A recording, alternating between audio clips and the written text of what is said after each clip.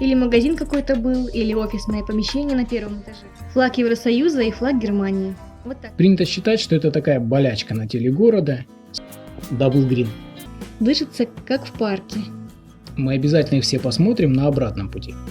Всем привет! Мы с вами на Обертайхе, и сегодня гуляем по Марауенхофу. Привыкайте, в Калининграде немецкого предостаточно, и от этого уже никуда не убежать. Обертайх, верхний пруд, если по-русски, имеет искусственное происхождение. Он был создан в 13 веке рыцарями Тевтонского ордена. Тогда в нем разводили рыбу, сейчас разводят туристов. Ну а если серьезно, это шикарная прогулочная и релакс-зона. Марауенхоф – старинный район, который появился в начале 20 века, после того, как вальные крепостные укрепления утратили военное значение и были переданы городу. Про них мы на нашем канале будем делать отдельное видео в ближайшее время.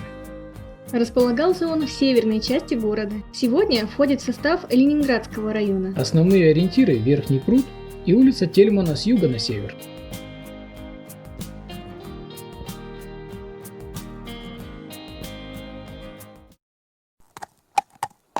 Стартовать будем от парка Юность. И далее на север по улице Ленинградской.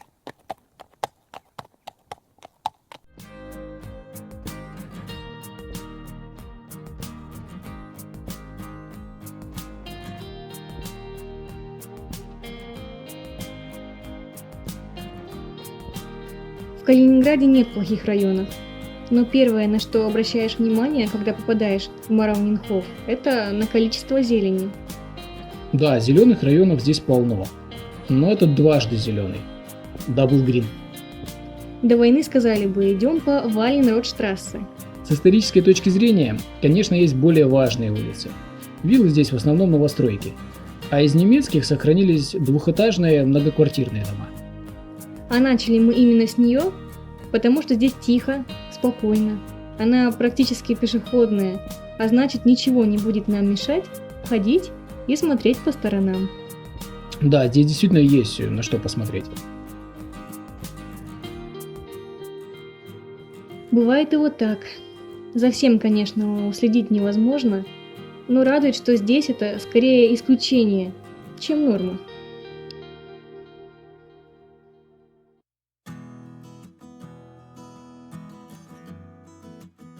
Можно подумать, что кто-то вынес кресло для себя, чтобы уютно отдыхать в теньке, но нет, его так выкинули. Вернее, выставили, чтобы забрал тот, кому нужнее. Мы здесь часто такое видим возле мусорных баков, когда вещи не выброшены, а аккуратно лежат или висят рядом.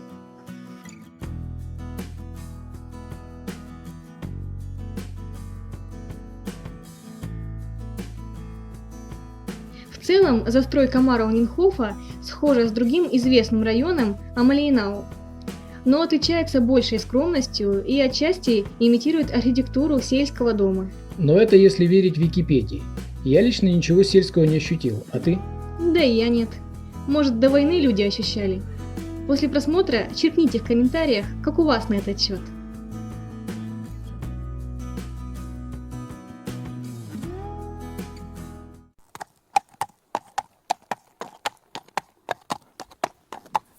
Продолжаем наш маршрут на север и северо-запад города.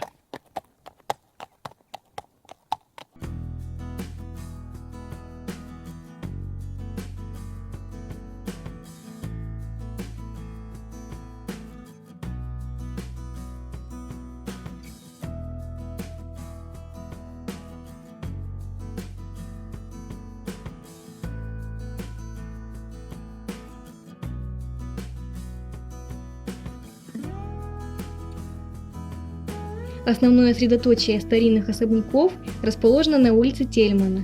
Мы обязательно их все посмотрим на обратном пути.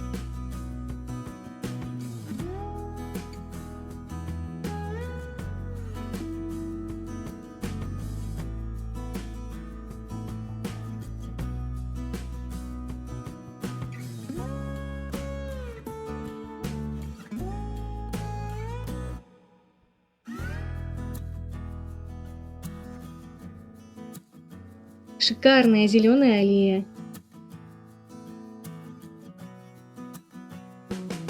Очень радует, что, в отличие от большинства советских городов, Сохранили многообразие хвойных и лиственных деревьев. Да, и не засадили весь город однотипными тополями. Когда по обе стороны дороги ряды высоких деревьев, а заборы, представленные в виде живых изгородей, дышится как в парке. Ну да, казалось бы, идешь вдоль проезжей части, а дышать хочется полной грудью.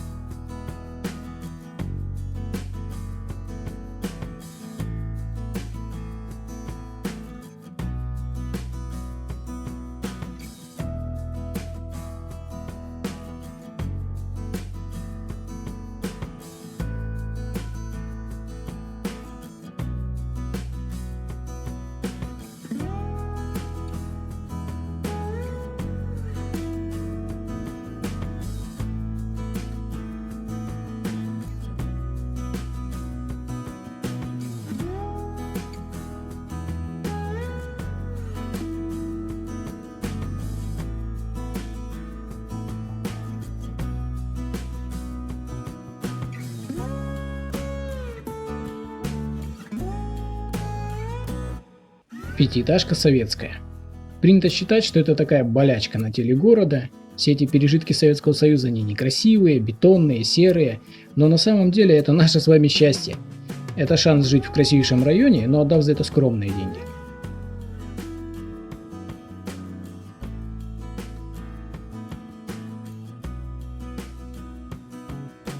Мы на улице Загородной. Здесь недалеко проходит железная дорога в сторону Зеленоградска. Раньше тут была собственная ЖД-станция, все это натурально было за городом.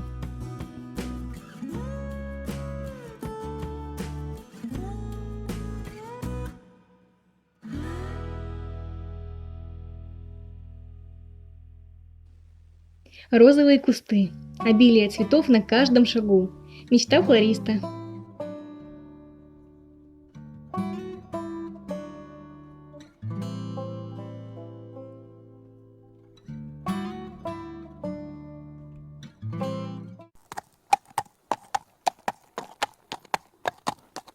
Сделаем небольшую петлю по улице лейтенанта Князева и, как обещал, снова вернемся на Тельмана.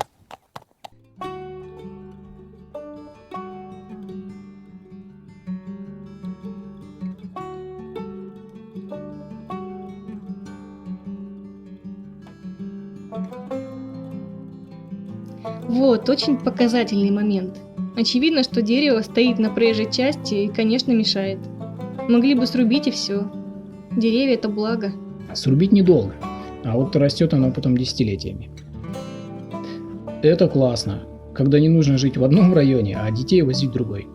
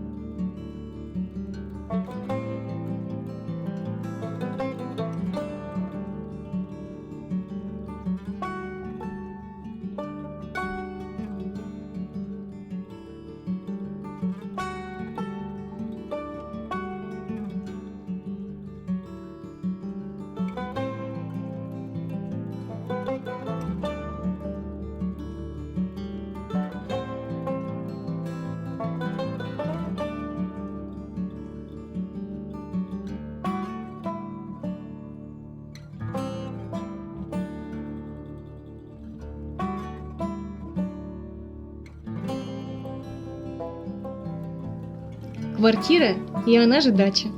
Дом многоквартирный, а за ним есть огородики.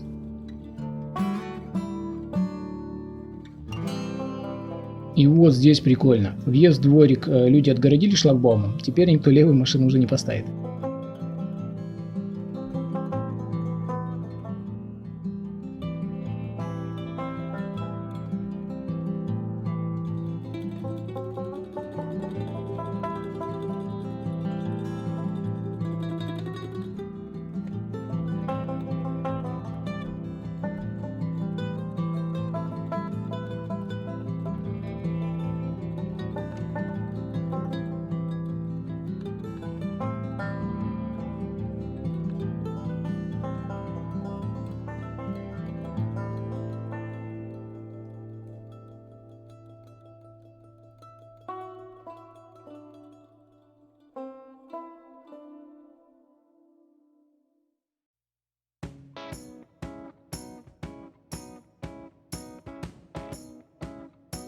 Часто видно, что половина дома покрашена, а другая нет.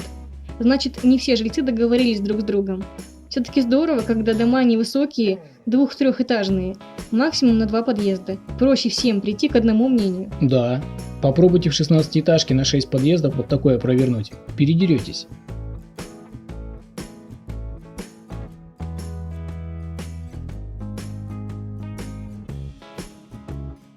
Почтовый ящик из детства. Памятник советской эпохи. Наверное, такой у всех был. Вот здесь все перерыто, но что радует, это ненадолго. По сибирской памяти мы привыкли, что обычно это так и бросят.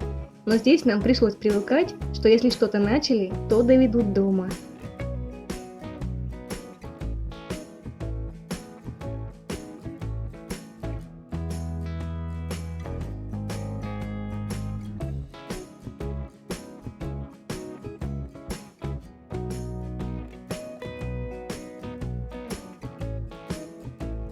Новоапостольская церковь.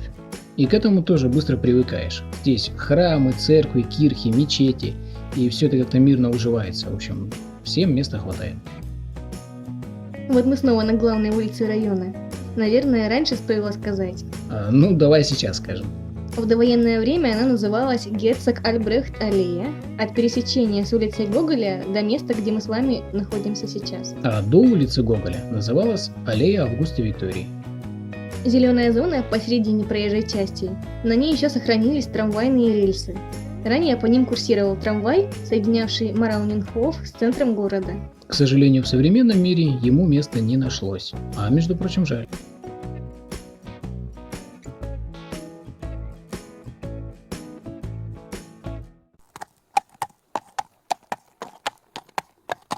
Подходим к основной части нашего путешествия, ради которой все затевалось.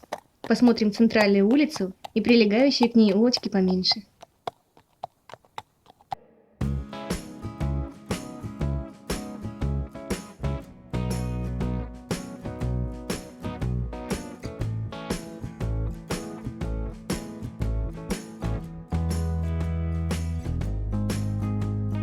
Здесь что не дом, то настоящее произведение искусства. Что старинные, что современные. Некоторые на самом деле дворцы.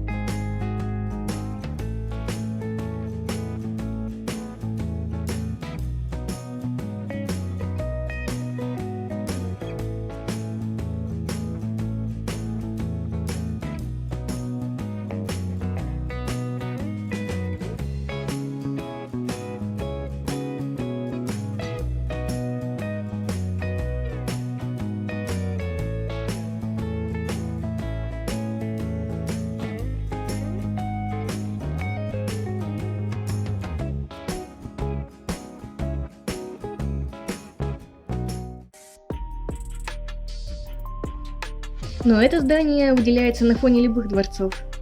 Или магазин какой-то был, или офисное помещение на первом этаже. Сейчас только горы хлама и мусора. Недавно была статья на Клопсе, это местный информационный портал, что собственника обязали привести эту заброшку в порядок. Хочется верить.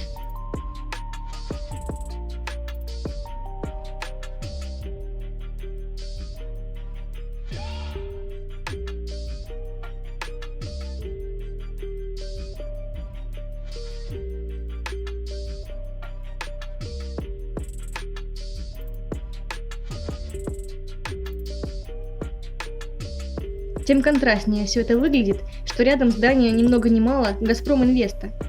Вот так соседствует в непосредственной близости достаток и разруха. Все как и полагается на Руси матушке.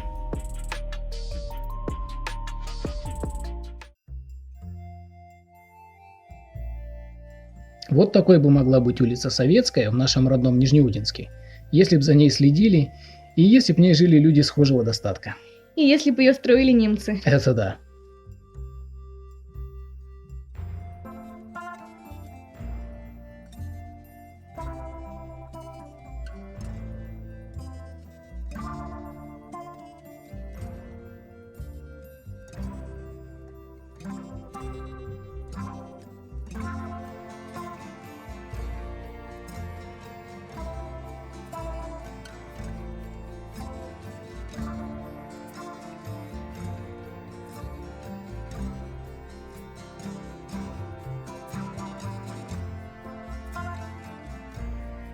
Флаг Евросоюза и флаг Германии.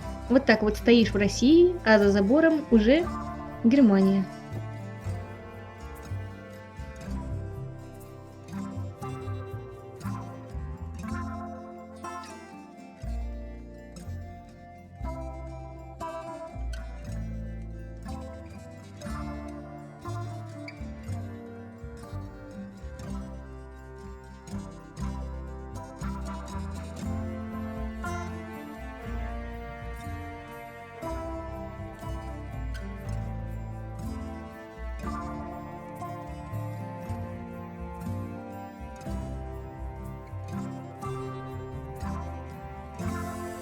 Последняя по счету, но далеко не последняя по архитектурной ценности, улица Лени Голикова.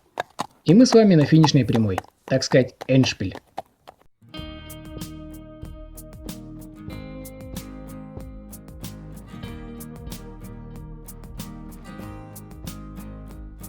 Шикарный особняк. И не менее шикарный Порш.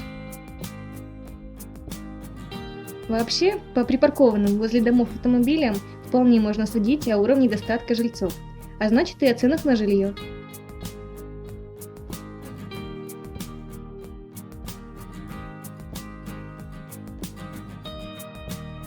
Район в целом до войны был статусным и остается престижным.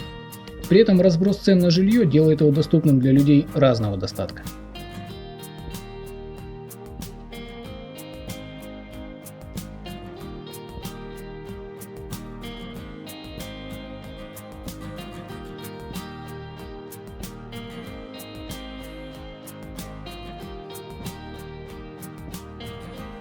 Вот мы и вернулись на Верхний пруд. Надеемся, вам понравилась сегодняшняя прогулка. Пишите в комментариях, где бы вам хотелось прогуляться в следующий раз. У нас еще много всего для вас припасено. Подписывайтесь на канал. Всем пока! Пока!